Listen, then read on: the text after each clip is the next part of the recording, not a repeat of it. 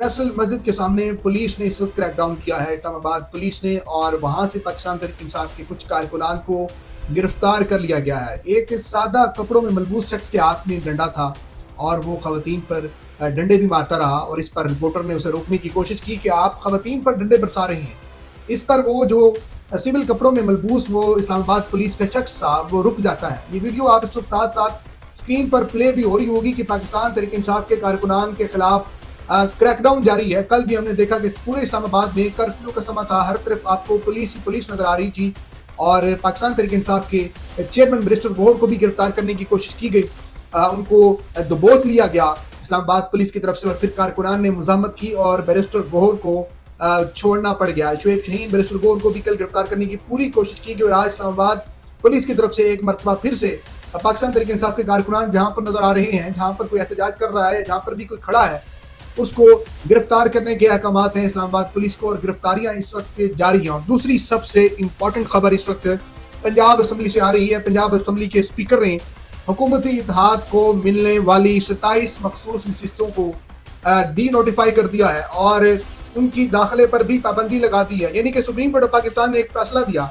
Election commission of Pakistan और साथ साथ पेशावर हाई कोर्ट के फैसले को सुप्रीम कोर्ट ऑफ पाकिस्तान ने सेटिस्फाइड कर दिया था, कलअदम करार दे दिया था। मखसूस नशिस्तों का मामला है और ये पंजाब हुकूमत और ख़ास तौर पे मरीम नवाज हुकूमत के लिए एक बड़ी ही बुरी खबर है।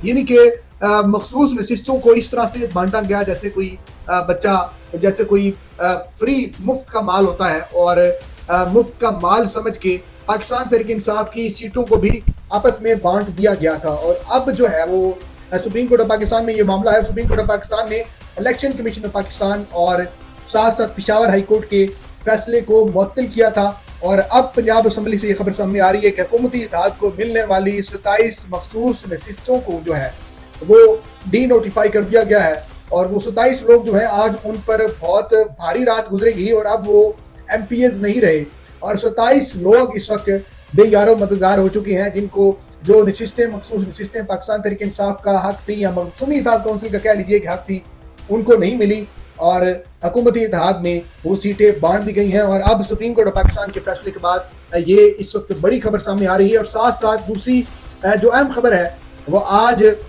पाकिस्तान तहरीक इंसाफ एक बड़ी इंपॉर्टेंट प्रेस कॉन्फ्रेंस भी करने जा रही है। कल उनकी प्रेस कॉन्फ्रेंस थी 9 मई के हवाले से, वो प्रेस कॉन्फ्रेंस उनको मुलतवी करना पड़ी थी कुछ वजूहात की बिना पर, और आज पाकिस्तान तहरीक इंसाफ एक मरतबा फिर प्रेस कॉन्फ्रेंस करने जा रही है। और कल जिन लोगों ने पाकिस्तान तहरीक इंसाफ के रहनुमाओं ने रैलियां निकाली, एहतजाज किया, उनके खिलाफ भी मुकदमा दर्ज हुए, और आज उन्होंने भी अपनी अबूरी जमानत मंजूर कर ली है। मखसूस नशिस्तों का ये मामला है, और मखसूस नशिस्तें तकरीबन 77 बनती हैं, और 77 मखसूस नशिस्तें जो जिन लोगों को दी गई वो अब शायद पछता रहे होंगे, और शायद उनके गिर्द घेरा तंग होने वाला है, और वो भी अपनी इस मखसूस नशिस्तों से हाथ धोने वाले हैं, क्योंकि सुप्रीम कोर्ट ऑफ पाकिस्तान में मामला है। और सुप्रीम कोर्ट ऑफ पाकिस्तान के मुअज़्ज़िज़ जजेस ने ये बार बार कहा कि पाकिस्तान के किस आइन के आर्टिकल के तहत आपने ये मखसूस नशिस्तें बाकी जमातों को दी, ये किसी कानून किसी आइन के तहत नहीं हुआ। तो इलेक्शन कमीशन के वकील के पास कोई जवाब नहीं था, तो अब मजबूरन पंजाब असम्बली के स्पीकर को भी ये